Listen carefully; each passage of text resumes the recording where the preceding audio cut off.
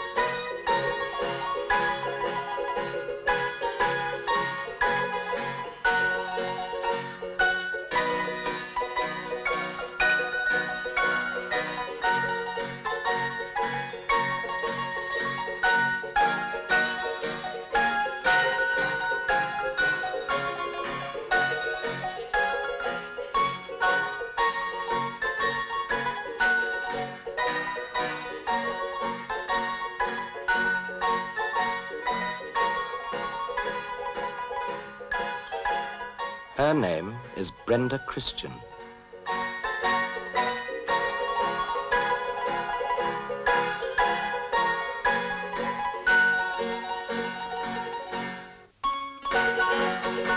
She is the youngest direct descendant of Fletcher Christian, seaman of His Majesty's ship Bounty, and master's mate to Captain Bligh, whom he overthrew by mutiny more than 170 years ago in the South Pacific. This place is Pitcairn Island. This is where Fletcher Christian and his men burnt the Bounty, the ship that had brought them there, in case they should be tempted to leave. On that day, they renounced the world which they had made their enemy.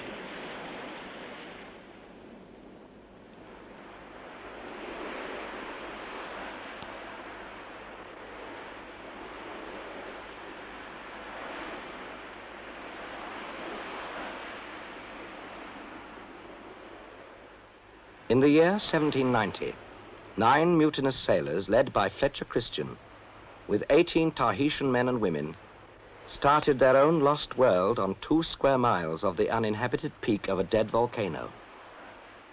1,000 miles of ocean from any other human soul. And the thing that began in violence and blood and retribution slowly retreated into oblivion. Over the long and lonely years, their numbers grew, and the world that had first denounced the Bounty mutineers and then forgotten them had rediscovered their heirs at last. There were originally 27 settlers on Pitcairn. Today, there are 128. 128 people living under the handful of roofs they call Adamstown.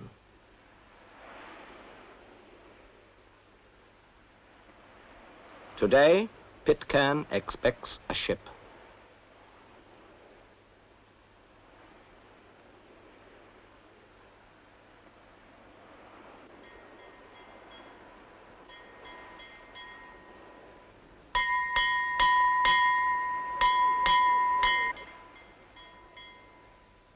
For about 2 hours, once in a while, the outside world intrudes on this speck on the face of the Pacific. This moment must be made the most of.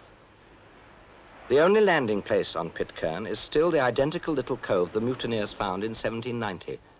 Crouching under the great cliff 250 feet high, they call the Edge. Down there are the boats that are the island's only bridge to the society of other people. The meeting of the 18th century and today. South Sea Island life, in fact, is less idyllic than its fiction. Pitcairn is no paradise of languor and tranquility. It is either dull or desperate. Idleness interrupted by sudden and furiously hard work, in which all who can must join, the men and the women.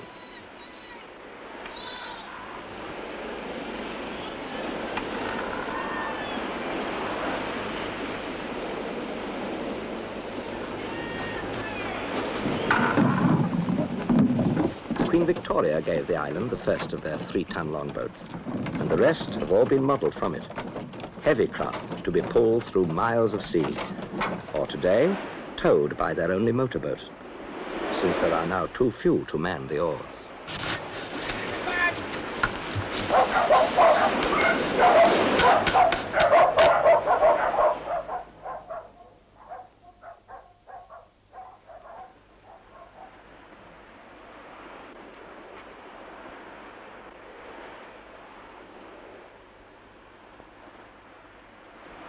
The Pitcairn people are seamen, descendants of seamen. Remote children of Englishmen from 200 years ago and of the Polynesian sea folk, still surviving 5 generations of inbreeding. Through both their streams of blood flows the sea. This is their element, dividing them from mankind, and now bringing mankind to their door.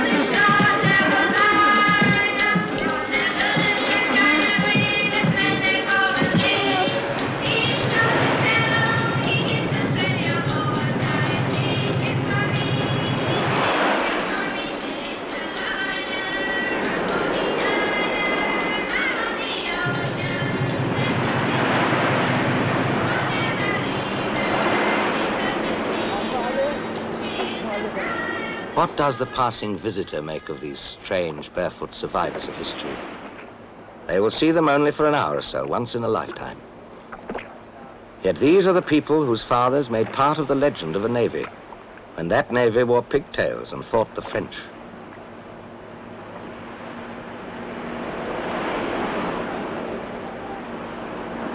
But Pitcairn has nothing to offer to the world except the kind of curiosity that some might call romance.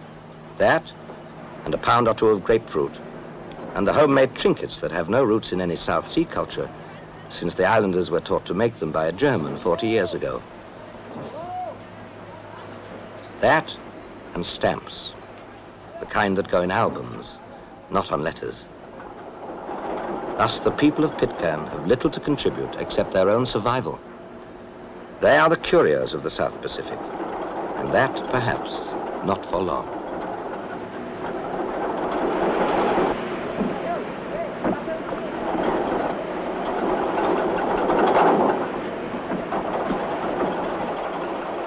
The old people, who are now too weak to pull the oars, and the young, who are too small, can only wait while others, stronger and more able, unite the past and the future.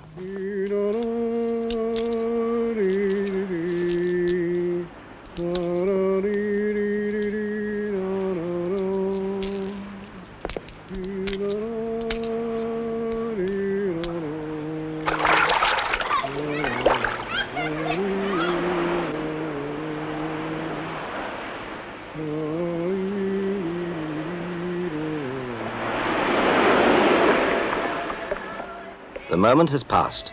The link is broken. The ship sails on, to Panama, to Auckland, in either direction to another world.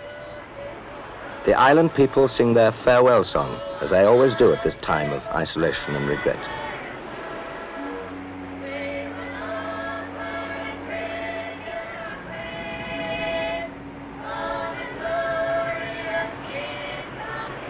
Now they are left again in the half-world to which they were committed by Fletcher Christian and his crew in the days of George III.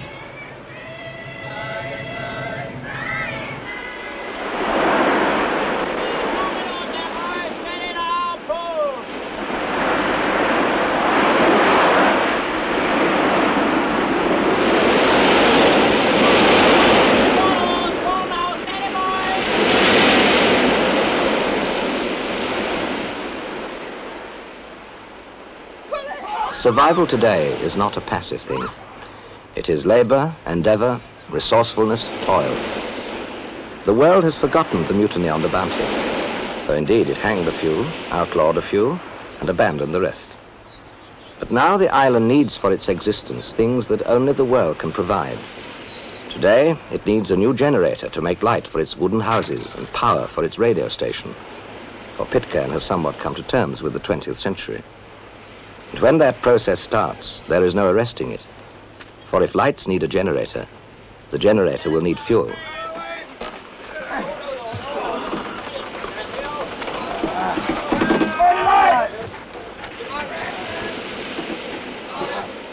Everything heavy must be manhandled up that 250-foot cliffside track.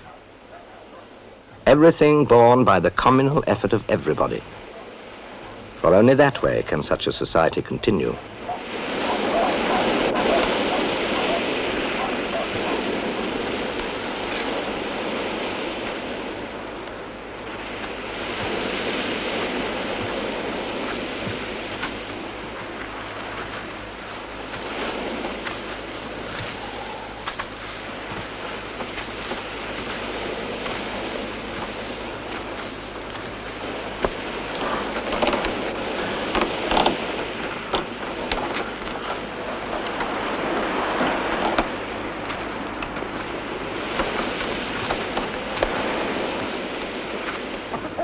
Not everything is big and heavy. Not everyone needs machinery. But all the descendants of Fletcher Christian and his men are somehow reaching out to meet the contemporary world halfway. The toys of our time now bring a reflection, a vague concept of what lies over the huge horizon all around. It isn't real, but it grows more comprehensible every year and more desirable.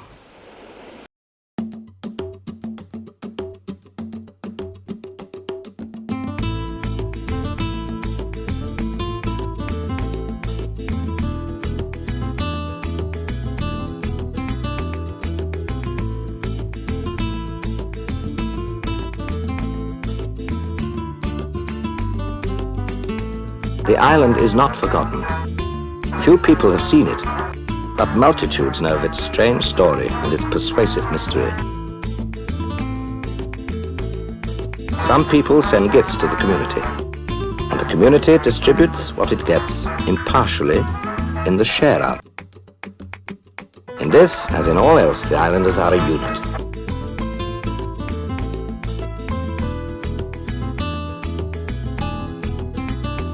While some come to the share-out for a yard of cloth, or a tot of treacle, or a pound of biscuits, what passes for the island's manufacture goes on.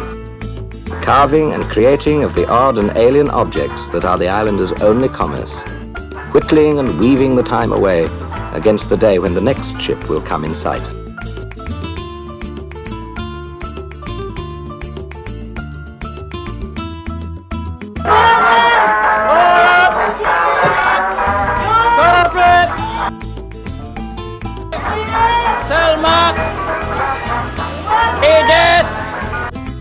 The ships have changed the life of the islanders. But though they now use the tin opener rather than the hoe, they still bake their bread in stone ovens as their English forefathers did. And they also still bake kumra, the pulp of the sweet potato, in banana leaves, as did the Polynesian half of their ancestry.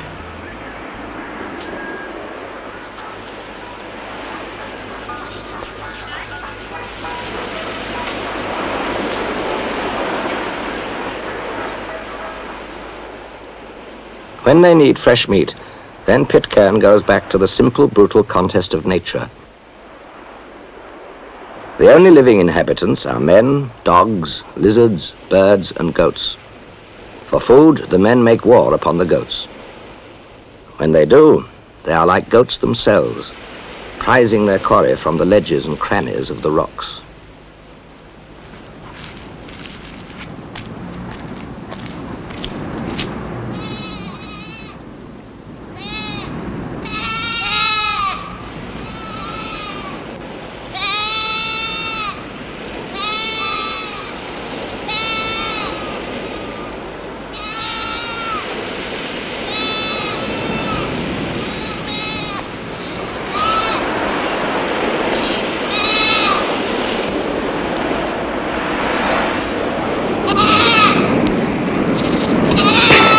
Such little political argument as exists grows from the goats. The government of Fiji, which administers Pitcairn from 3,000 miles away, wants the goats destroyed or enclosed, so that trees may be planted to control the soil erosion.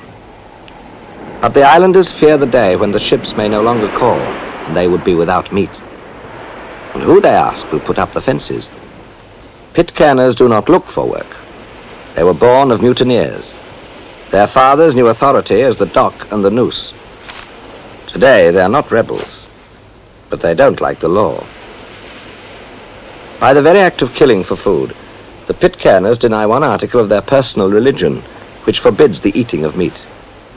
But they have a dispensation to feed on the goat, since this is held to be a necessity for survival.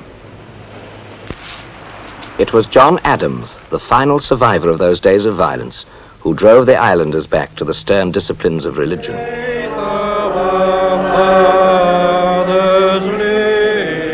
In 1886, a missionary determined that they should become Seventh-day Adventists.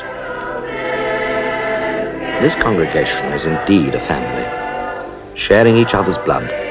Christian, Warren, Young, McCoy, Clark. Fred Christian is the great-great-great-grandson of the mutineer of the Bounty.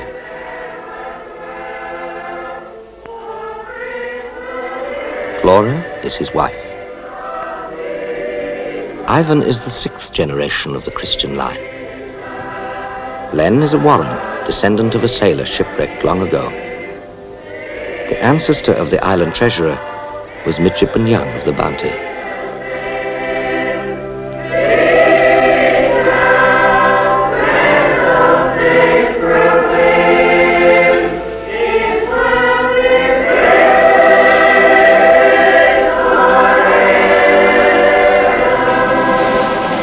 Their disciplines are strict. They don't drink, they don't smoke.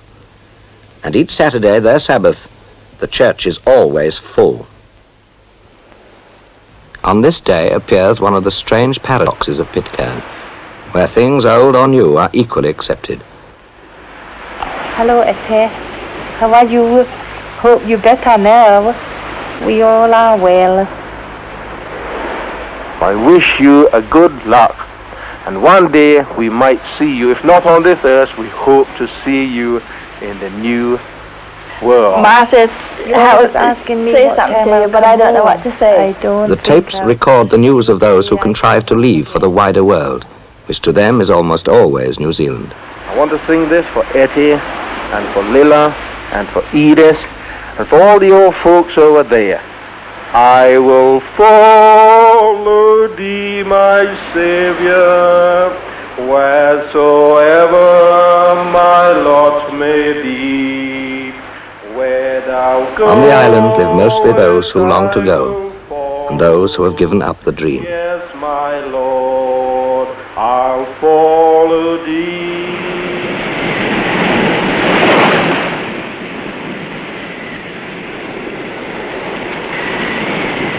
Sabbath ends with sundown, and the islanders resume their uncomplicated pleasures.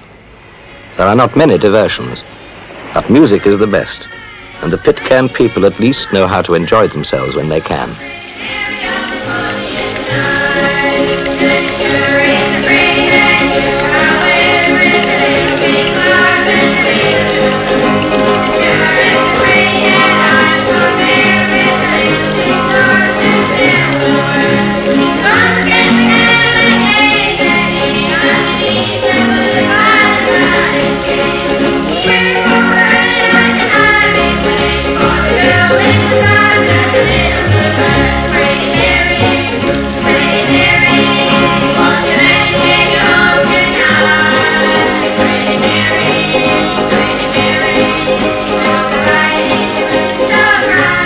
Most Pitcairners have never lived another life. But for the young, that other life is always beckoning. Every time a ship arrives, with its papers, its records, its magazines, it stirs the longing that one day he may be on it when it leaves.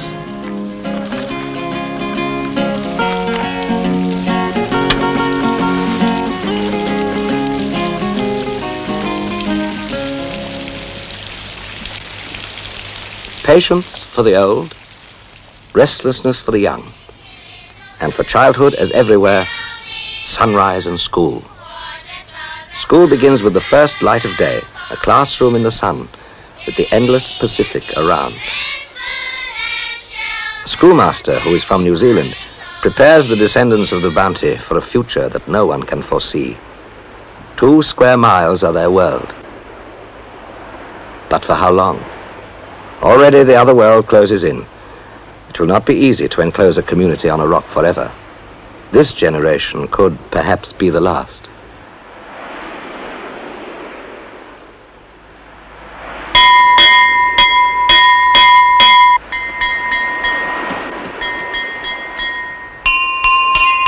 But everything halts abruptly for the bell that says another ship is in sight.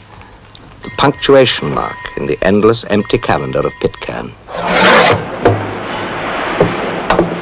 This time the ship has come with a purpose. Many weeks before, a letter had gone out from John Christian, the chief magistrate of Pitcairn, to a British oil company. Pitcairn needed oil, a tiny order of oil to run the island's generators, to fill the island's lamps.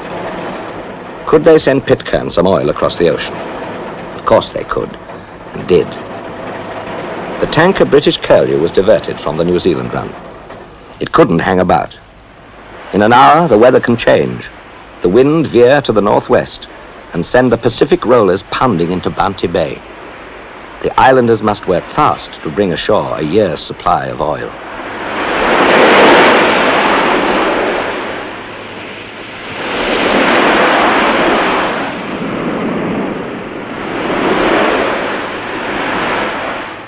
Pitcairn has an economy largely without currency.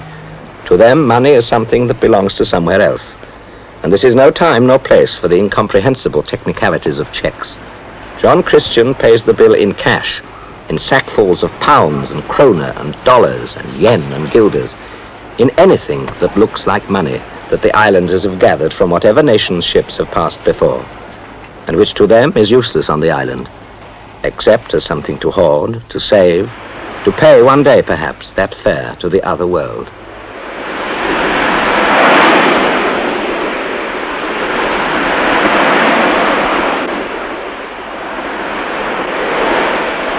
But soon this ship too will have to leave, and the link be broken. Now the boats beat back to Bounty Bay, back to the life that must go on as it was before, as it is now, as it must always be.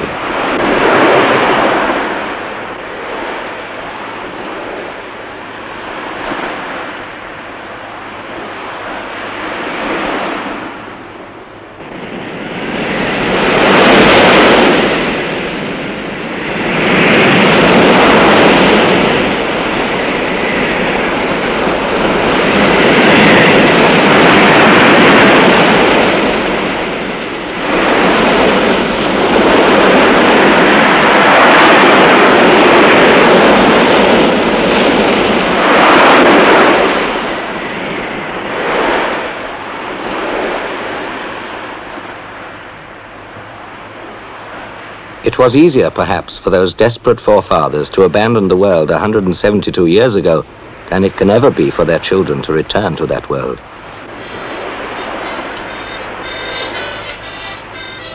The old have not enough life left for the journey. The young have not the money.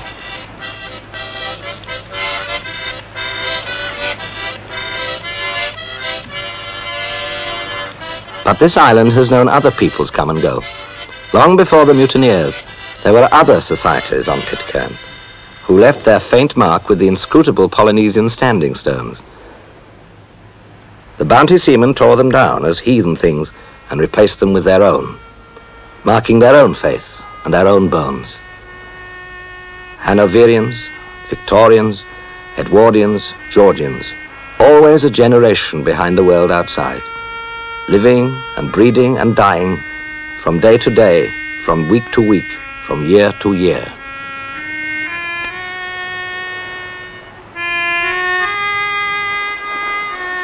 And each year the ships grow fewer.